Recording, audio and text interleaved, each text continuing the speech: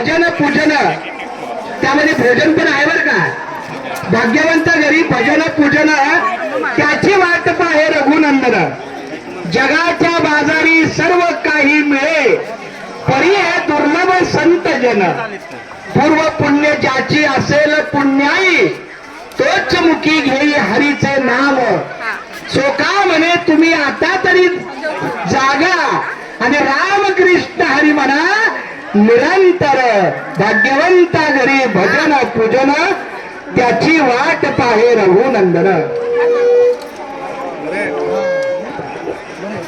आमच्या अशोक महाराजांना भेटल्यावर मला फार चैतन्य निर्माण झाल्यासारखं वाटतं, ताजा होतो आणि खूप सुंदर माऊली रामकृष्ण हरी.